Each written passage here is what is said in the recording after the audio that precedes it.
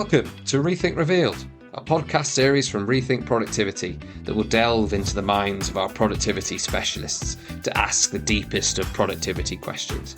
And I'm your host, James Bradbury Willis, Head of Business Development at ReThink. I'm a marketing and sales professional, and I'm keen to get the inside story from the people powering productivity. I know how excited you all are that I'm back for another podcast. All the fan mail is causing issues at home, but I won't let that stop me. Today we're joined by Bolle, James Bolle. As well as having a fabulous first name, he is also our Head of Insight Development here at ReThink. He's the guy who takes raw data and turns it into something meaningful, spotting trends, uncovering opportunities, and helping our clients make smarter decisions. With a background in consumer insights, client services, and now leading our innovation and insight, James is also behind many of the ways we capture and analyse data, including partnering with University of Portsmouth and exploring how video and AI can unlock even more value.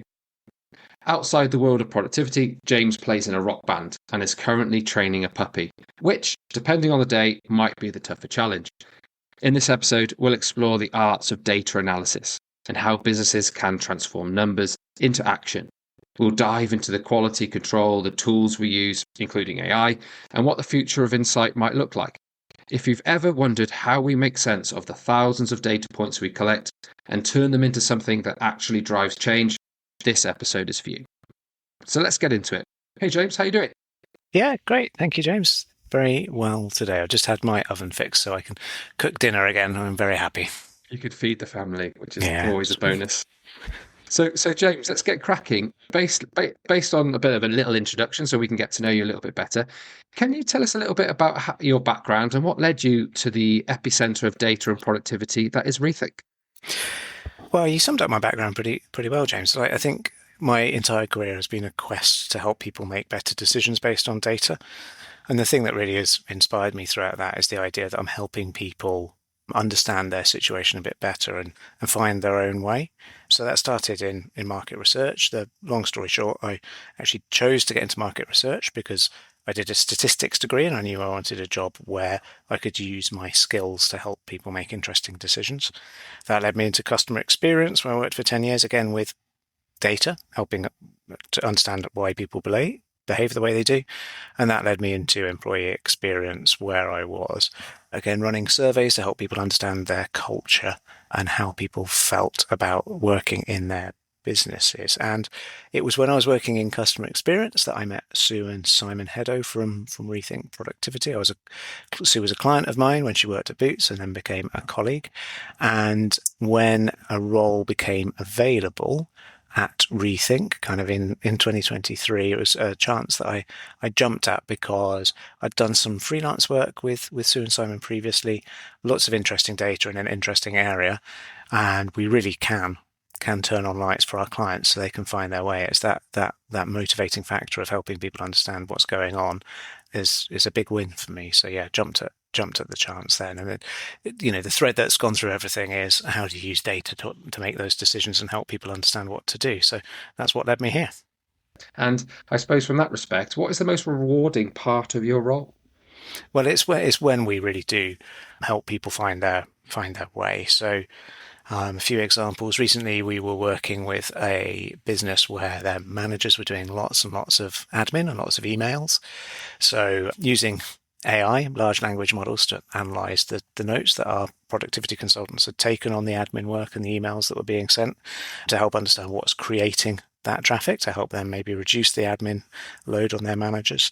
The chart that shows the issue for an organization, so thinking of another client we worked with recently, showing that some of their locations were almost twice as efficient as others, and really getting to the heart of the variability in that business and helping them understand what the next step to take was. Or, when you're in a meeting with a client, the question that prompts a new way of thinking about their business, those are the things that really reward me, where working with ReThink gives people a new perspective and helps them be better. And that really aligns, I think, with ReThink's purpose of surfacing great insights so people can make positive change. So James, moving on to our quick fire questions, nice and rapid answers. Well, good luck. Good luck with that. I'm never one to use one word when 10 will do. Okay, well, we'll see how we get on.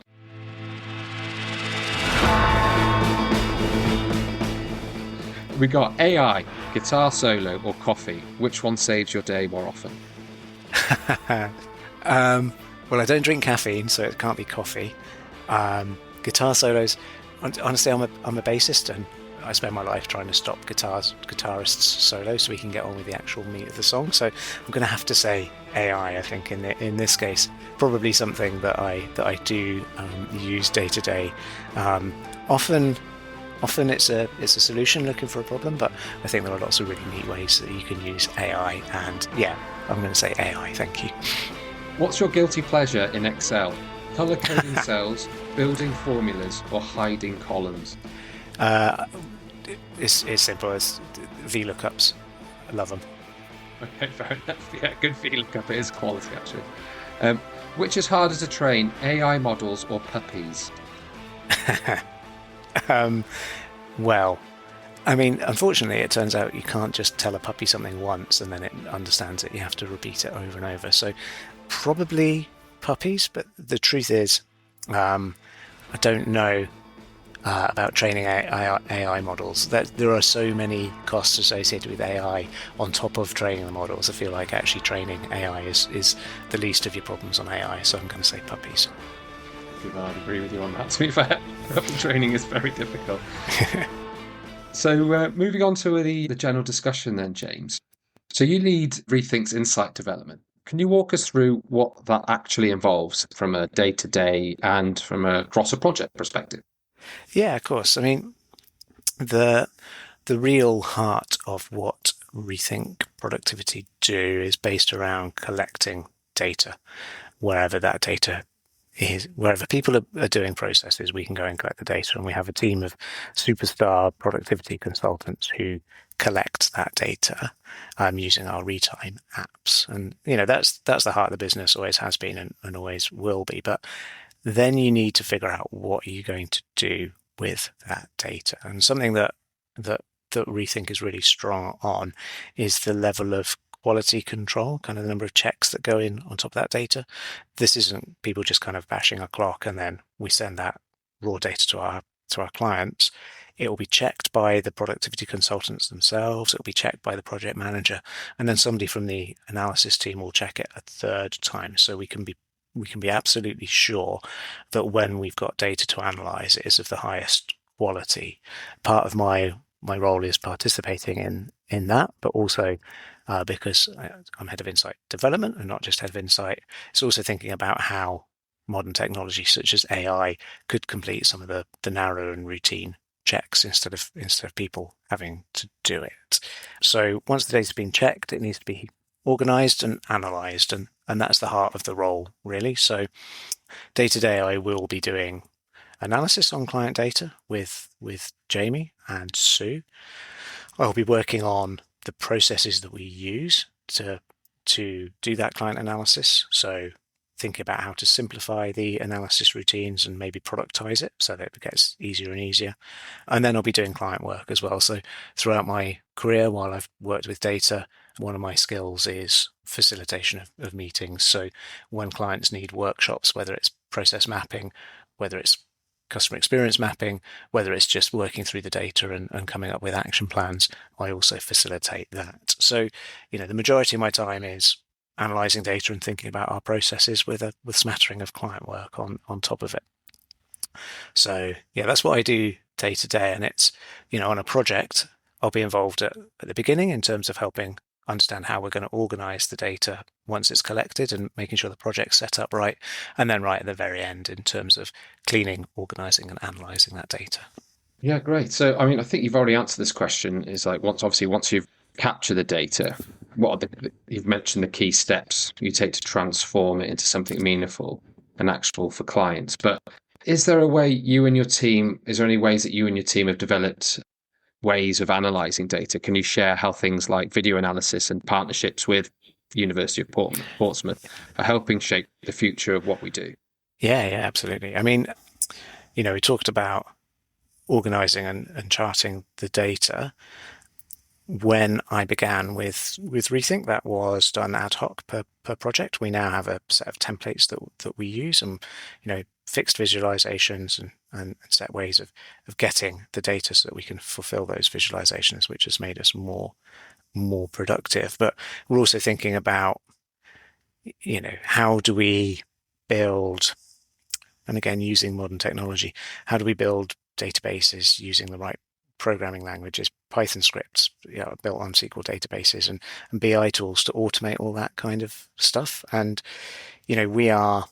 I'm standing on the shoulder of giants here because we've been doing this for 13 years, and Sue and Simon know the type of analysis you need to get to the heart of the productivity issues that the businesses are facing. So it's taking that knowledge and that contextualization that they can provide and trying to simplify and productize that so it's easier for people to get to.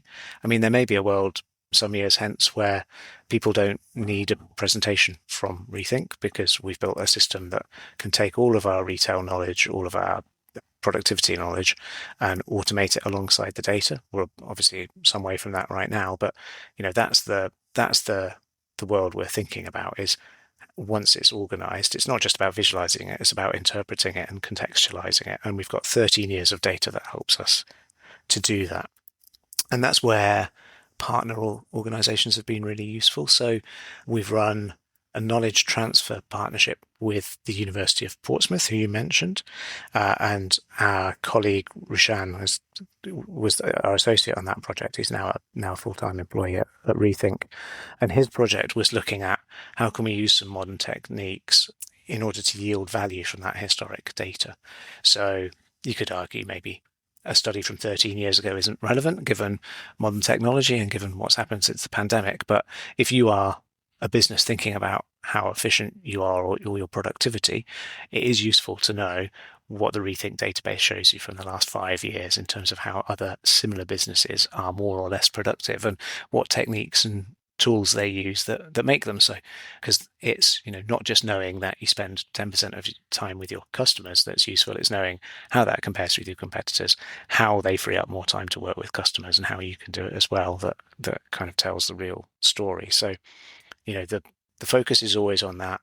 Working with external organizations gives us new ideas from academia, new ideas from other industries that we haven't thought about. And we're actually about to embark on our second KTP with the University of Portsmouth, where we're looking at, can we use computer vision to analyze videos of productivity processes? So we're not looking to replace our amazing productivity consultants, but how can we enhance what they do? Or how can we use video to do things that they can't do, like watch a till for the whole time the store is open, count the customers and how long they're waiting and stuff like that.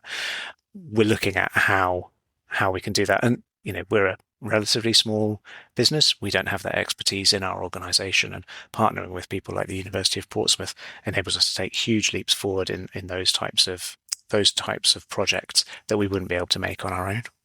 And I suppose with AI advancing so rapidly, what opportunities and challenges do you see when it comes to using AI and in productivity insights? Oh yeah, I mean, AI will revolutionize what we do, but it hasn't done that yet. Like, we work in quite a specific niche in terms of the types of data we collect and the types of interpretation we want to make on it. And so, there are ways that you can train large language models with retrieval augmented generation to build chatbots to interrogate our data, but it's going to take a bit of work to get there, because some of the stuff out of the box I don't think is going to do the job for us, because it's too generic for what we're trying to solve. Having said that, there are lots of narrow and routine tasks within our business that we could automate using AI, and that's always on the table. And yeah, always scanning the market for tools that we can buy and import that are going to make us more efficient. But I think the journey to full AI integration is going to be a long one for us. And there's still huge amounts of value outside of AI. For example, can we find links with our clients between how their customers feel about their experiences, how their employees feel about working there, and productivity? I don't think an organization has effectively brought those three things together yet, and it could be huge. Like, if you think about investing in employee experience, if one of the outcomes of employee experience is that you save 10 seconds every time you stack a shelf in your supermarket. It doesn't feel very sexy or exciting, but that could be millions of pounds your organization is saving every year. And people just aren't looking at these types of things. So, we're not just thinking about AI, we're also thinking about how we can use existing data in different insightful ways.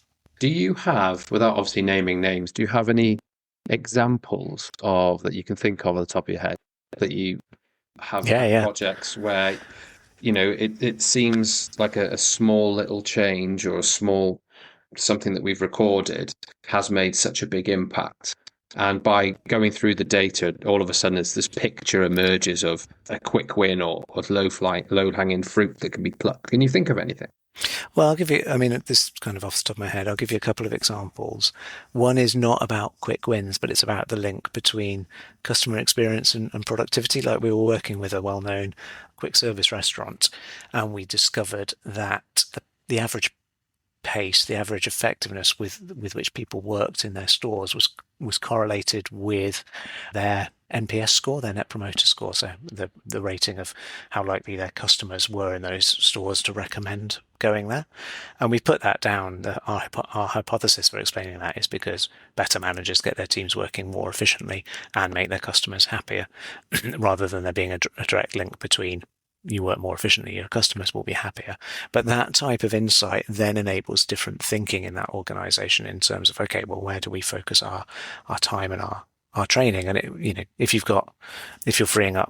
you're spending less time on a process and freeing up some budget for something, actually investing in manager training is not necessarily how you would think to spend that money, but it could have a huge impact on your productivity rather than on a new gadget or gizmo.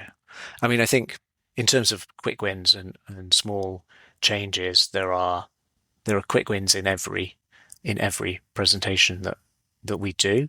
Thinking about a sushi restaurant we worked with recently, it was taking them, I can't remember the exact numbers, but it was taking them longer to make their sushi rolls than other sushi restaurants we've worked with in the past. And they didn't use any sushi making machinery in their restaurants. They discounted it because in trials it turned out the sushi making machinery wasn't any faster than their best sushi chefs.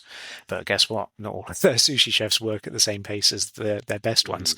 And actually, if they could invest a small amount of money in a sushi cutting machine for all of their restaurants, it would save them tons of time that adds up to huge amounts of money over the course of a year, and pays for itself in a few months. So that's a really, really good example where going in, getting robust data on how long processes take, and actually thinking about the variability you're seeing and why it takes so long, can yield quick wins really, really quickly. Obviously, quick wins are yielded quickly, but it's not rocket science. It's something you can do straight away.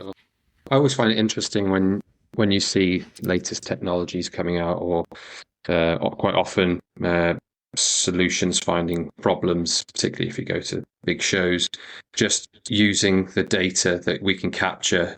And obviously then you analyze it, James, is then actually building that business case from the data, and not just the data, but from the analysis work that we do on it, then all of a sudden can make a huge impact on a business. So I always find that really interesting. What you do with the team is fascinating. Oh yeah, it's massive. And like I would say the same thing to our clients in terms of, are you looking to get more from data? Like they're probably looking at the latest AI tools and thinking, oh, it's a bit sexy, it could be quite exciting. But like what you need to think about is, where do your people spend most time, and how can you make that quicker? Like if you're going to think about how to get more from your data, think about what the business needs to know and define the questions and the data needs correctly. You might not need AI or new tools to do that at all. Actually, it might be that you just need to think about the data you've got slightly differently because you've not framed the questions properly.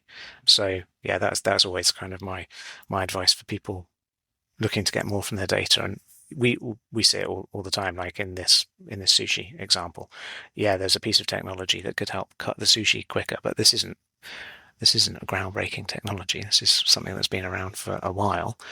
Just people didn't have the data, or if they did have the data, hadn't analysed it in the right way to make the right decision. So yeah, let's focus on what you've got. So without giving too many tips away, James, because we're now moving into the top 3 tips. So starting at 3 and counting down to 1, what 3 pieces of advice would you give to ensure the data is turned into meaningful insights?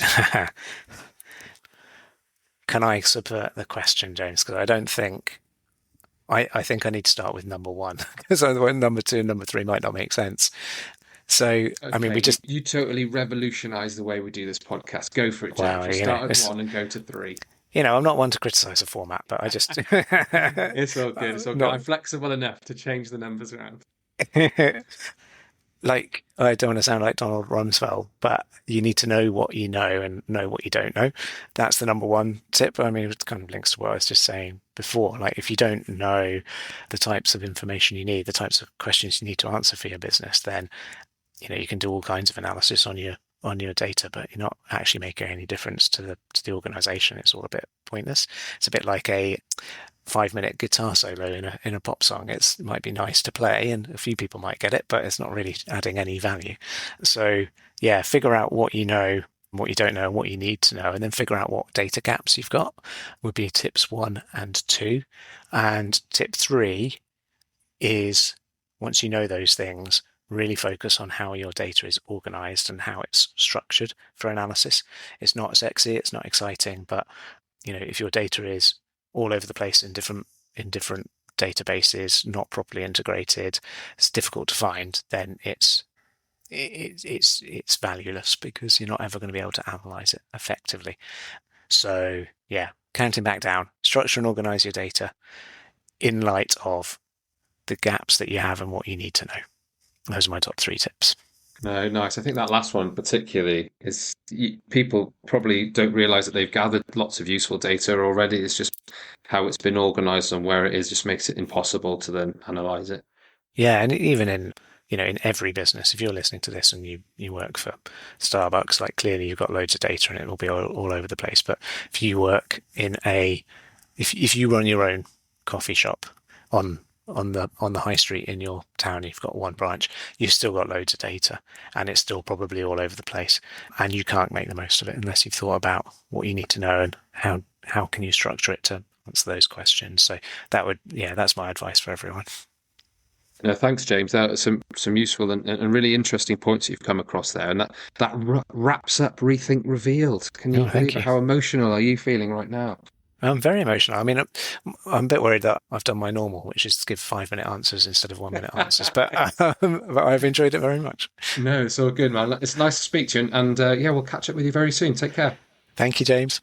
All the best. Bye-bye. Well, that's it for ReThink Revealed.